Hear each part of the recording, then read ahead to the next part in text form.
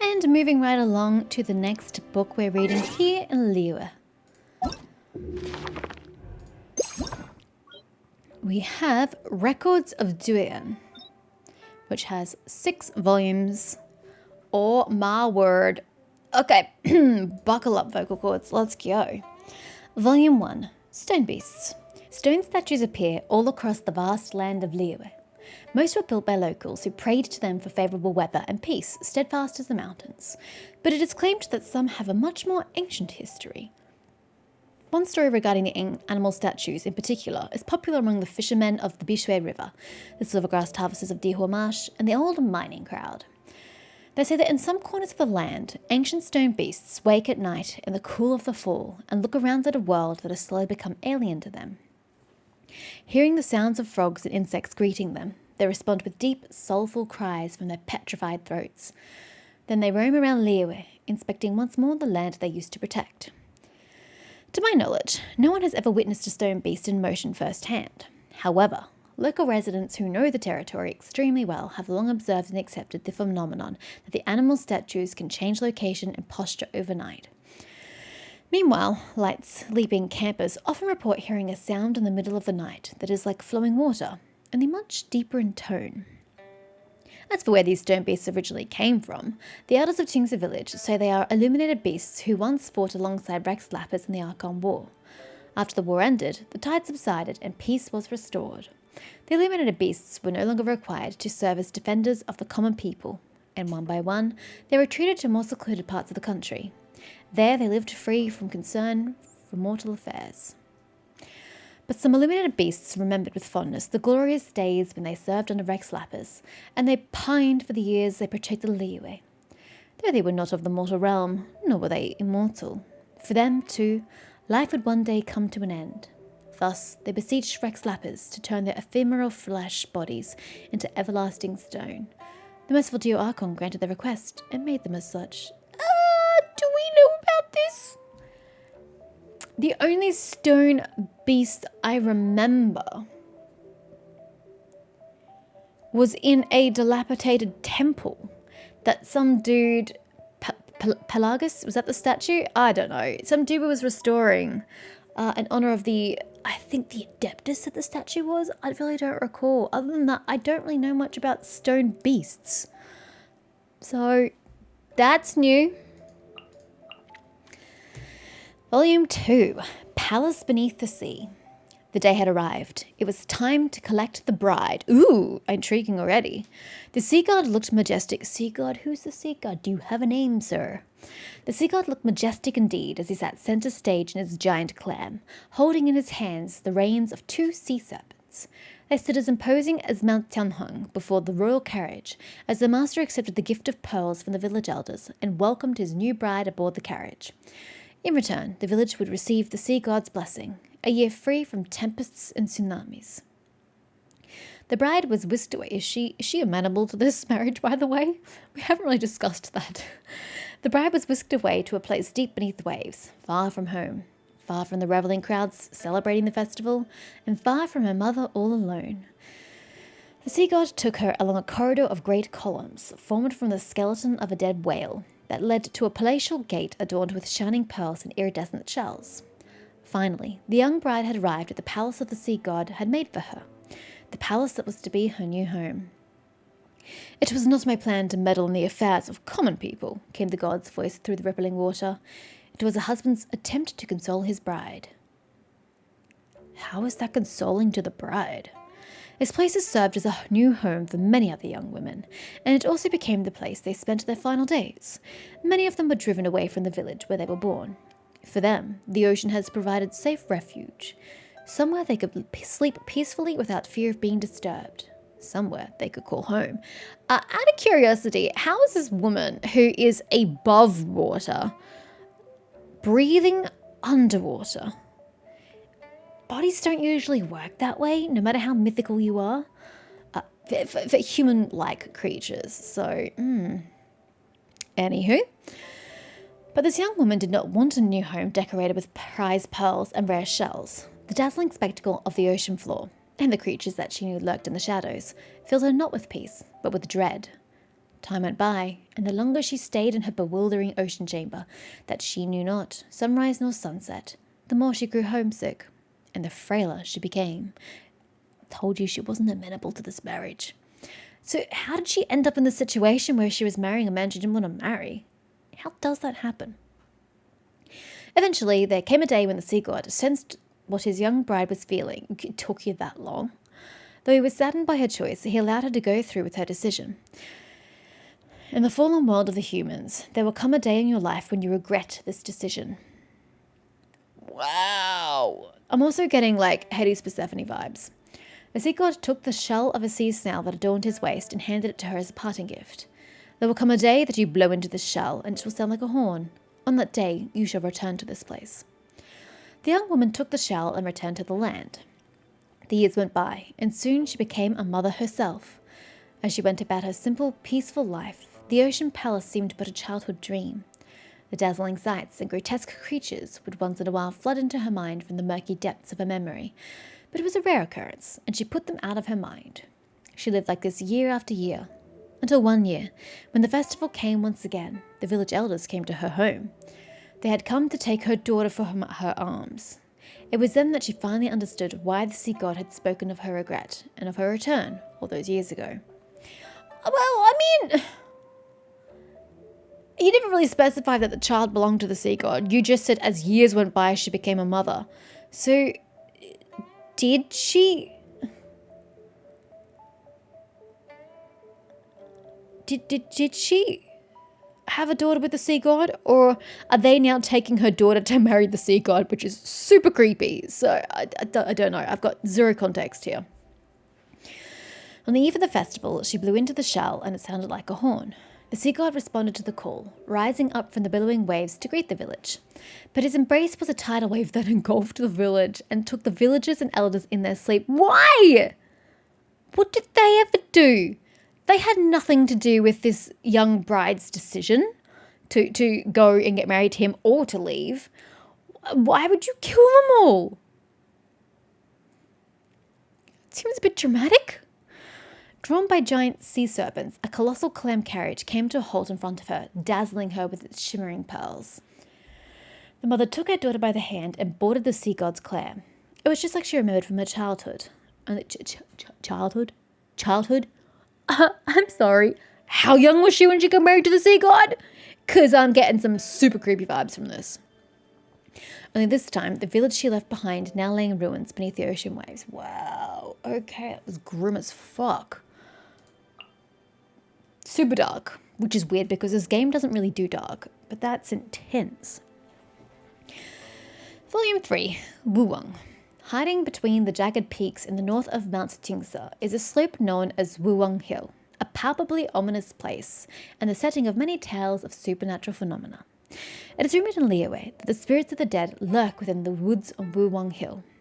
They roam the perimeter of the decrepit village, wandering among the withering trees and rotting foliage, eternally yearning for things left unresolved in living years. These floating spirits often entice unsuspecting passers-by away from the main path and onto treacherous mountain tracks that lead them tumbling into a river or straight into an ambush of ravenous monsters. It is this phenomenon from which Wuwang Hill derives its name.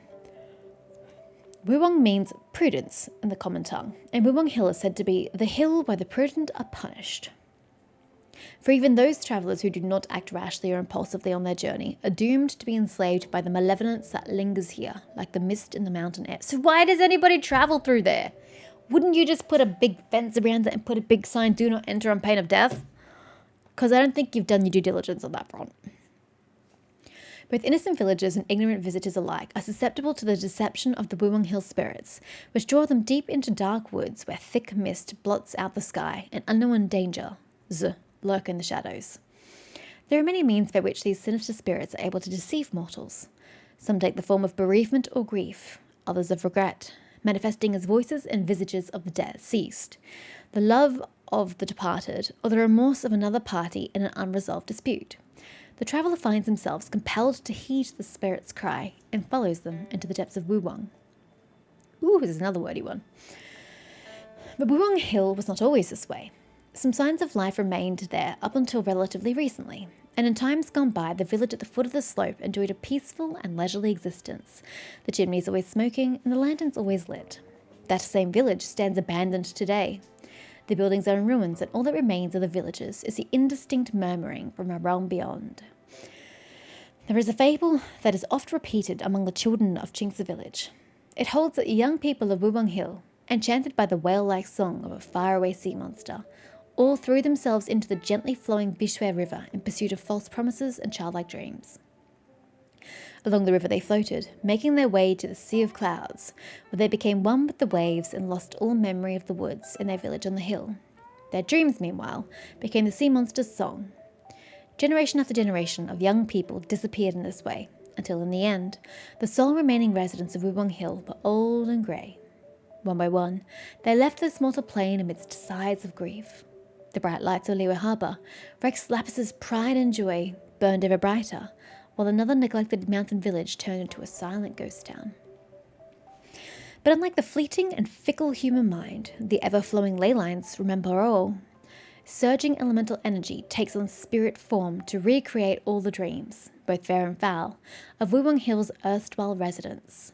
Much like a mother who once lost a child and now searches desperately through their irretrievable past for a way to bring everything back, the ley lines, albeit unconsciously, repeatedly recreate the past and those who inhabited it. The way each looked, the way each child cried, the way the elderly would sigh in their twilight years. Each moment of joy and each moment of sorrow. And like the hypnotic song of the giant creatures of the deep sea, it unintentionally lures toward any nostalgic soul who would dare trespass here. Ugh. Sounds like a great place to visit. 10 out of 10 would visit again. Volume 4. Mountain Spirits. Many lone sealy are found floating in the mountain forests of Liwe. These glowing spirits, they're found floating across the entirety of Teyvat, please. These glowing spirits are unfailingly found hovering in the mountain mist, in the ruins of ancient cities, or in crumbling decrepit villages. Should a vision bearer draw near, the Seelie will guide the way for them, leading them to long-hidden treasure or unfathomably ingenious mechanism. Really? Any vision bearer? I guess the game never explains that. And why vision bearers? What's the connection between Seelie and vision bearers? That bears questioning. The people of Liwe believe these tiny, silent spirits to be auspicious sightings, the souls either of departed adepti or unnamed benevolent gods of old. Others believe that they are the echoes of strangers without kin, lingering in the mountains to guide lonely, lost visitors onto the path back home. Another old legend told in the mountain villages claims that there was once a time, before the Adepti had come into being, when the Seelie who meander in the mountains knew an altogether different existence, one in which they had beautiful physical forms and possessed great wisdom. That era, when the Seelie roamed the mountains and strolled through the grand halls in the cities of old, is said to date back even further than the days when Rex Lapis fought bitterly against countless rival gods. I'm intrigued! Can we find out more about the history of the Seelie, like in-game? Can this be like a quest chain? I'm so keen for that. They'll never do it though. At a far-flung moment in the distant past, the ancestor of the Seelie met a traveller from afar, with whom they swore an oath of union, witnessed by the three sisters of the Lunar Palace. What is that? I don't know, but I like the sound of it. Just 30 days later, a sudden disaster struck. The Seelie and their lover. I'm sorry, what? Oh, that's what you meant by oath of union? I am so sorry. I totally misinterpreted that. So the ancestor of the Seelie met a traveller, so a human I presume, and they married, witnessed by these other randoms. Okay, so the Seelie and their lover fled in exile as the world collapsed around them, fleeing until the terrible calamity caught up with and seized them. Their cruel punishment was to be separated from each other for eternity and to have their memories wiped without a trace. Where's this in-game knowledge? I want to see this in-game. This is tragic. And weird. I have to wonder what the Seelie's original form looked like. The graceful but heartbroken Seelie and the sisters grew more sullen and withdrawn with each passing day, to the point where their wondrous forms withered away, leaving fragments of their former selves scattered in the mountains and ruins, where they turned into tiny little life forms. They had forgotten so much, lost so much, and been stripped of their voices and wisdom, yet they continued to sing their same songs of grief. Because of this, still harbouring a shred of the deep love they once had for their long-lost lover, they will act as guides to travellers who stop in the mountain mist, seeking to retrace their memories of an ancient story in long-abandoned ruins, disused makeup cabinets, and now undecipherable poetry. Of course, these are nothing but clumsy, incoherent folktales. Yeah, but they're really pretty and sad. Wild and fantastical conjecture about what Leo may have been like in the distant past, before the time of Rex Lapis. Needless to say, such tales have no credibility whatsoever.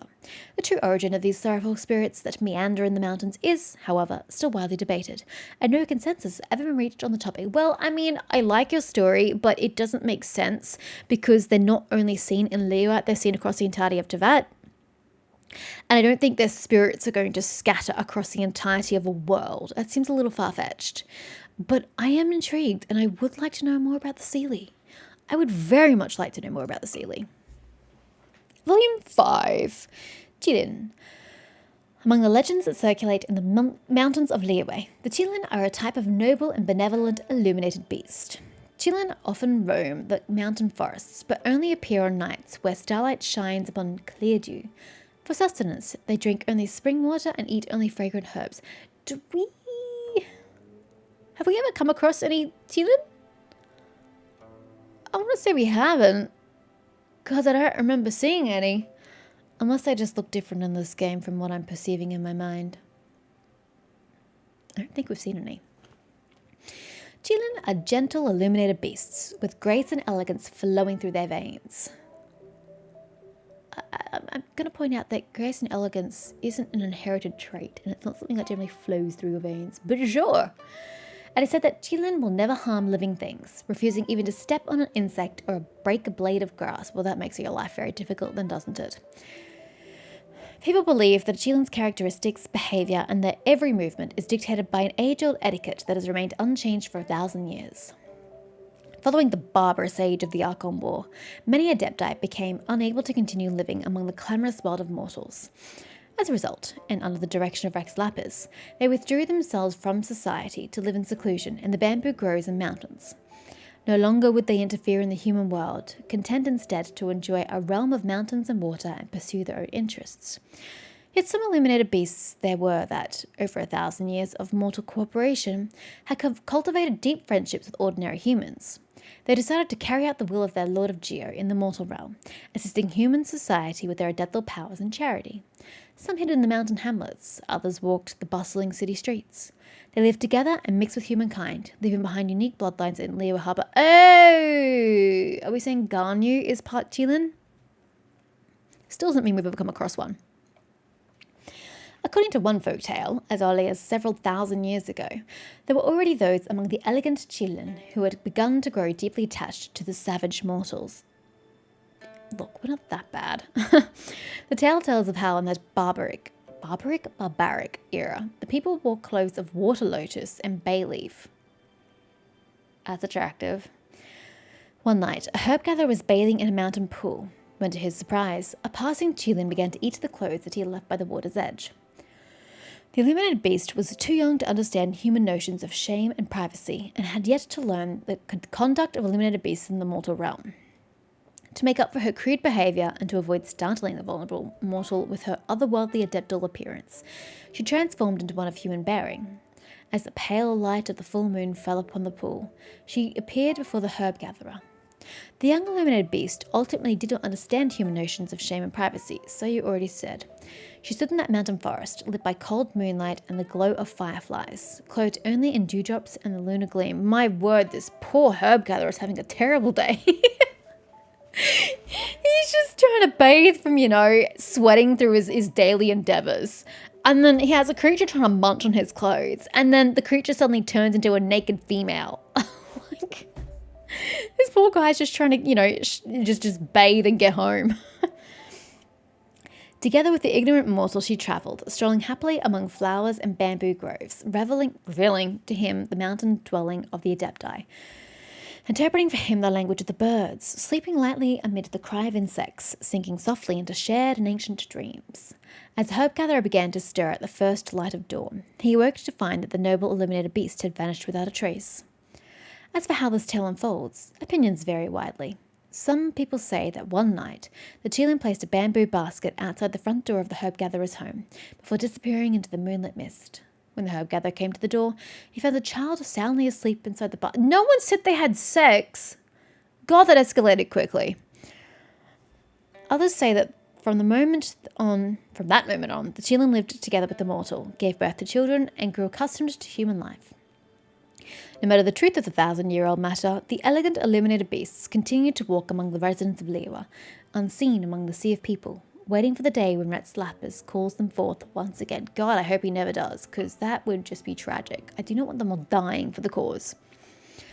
Volume 6, Hidden Jade. In the valley northwest of Liyue Harbour and south of Nantiamen lay many silent ancient ruins. One of these areas is known as the Dunyu Ruins. It doesn't strike any bells in my mind. I don't know where this is. This area is said to have already existed even before the time of the Archon Wars. According to old legends passed by word of mouth, Dunyu means the land to which beauteous jade flees. How does a jade flee when it's stuck to the ground? In a past beyond memory, when even Rex Lapis would still have been young, a star fell from the sky to the barren plains west of Liyue. These plains were transformed into a huge and deep chasm, I thought that's where we were going, in the wake of that star's descent, and jade would emerge from within, beautiful and limitless, and it would become the foundation for 1,000 years of industrial mining in Liyue thereafter. Legend has it that when that nameless star fell, a fragment of it broke off and crashed into the rocks in northern Lisha. As most know, wordless stones harboured soul and spirit, and in manners and times not witnessed by mortal eyes, they watched and listened to the ley line's pulses, the echoes of the alpine springs, and the slow but inexorable movements of the mountains. But unlike the ordinary but enduring stone of the earth, the fragments of the meteorite that fell from heaven had a proud and agitated temper. Okay, I'm not quite sure how a meteorite has a proud and agitated temper, but I'll roll with it. Later, when countless gods and rulers fought over the appointed celestial seats, and the very stars and abyss themselves faded, well, the abyss has not faded, but sure, tragedy and evil embarred the breath of the waters and mountains. Tragedy and evil embarred the breath? I don't think that makes sense, but cool. The fallen star could bear this no longer, and heedless of the great chasm's persuasions to stay, it leaped away towards the heavens. As it returned to the skies, the heavenly jade left behind a deep pit, within which humans would build great cities and mighty fortresses, finding refuge and shutting themselves in with the leftover inheritance of that fallen star. Over the tumults and storms of the next few thousand years, the redoubts of the Dunyu Valley stood tall and maintained prosperous relations with Liyue Harbour until 500 years ago. With the coming of the Black Calamity and the rise of the Abyss, the residents of Dunyu sealed the ancient city and departed for other lands. None know why these refugees chose to shut the gates of their home, and even the millennia-old Adepti and Yaksha are silent on this matter. And so, the sealed fortresses became giant, silent tombs, with naught left in them but the sound of pond water and the wind whistling through empty halls. And thusly, too, did they come to be called the Dunyu Ruins by the people of Liyue. Doesn't something to do, because you mentioned 500 years ago, with the calamity. Is this not when the creatures emerged from Kanya and the chasm? So wouldn't they be sealing these halls so that the monsters can't get out of the chasm? I may be misinterpreting that, but that's what that sounds like to me. I wish this historian, however, would be rather more specific than he is. He's relying on poetry rather than actually being informative, which is a little frustrating. Beautiful, kind of meaningless, but a little frustrating.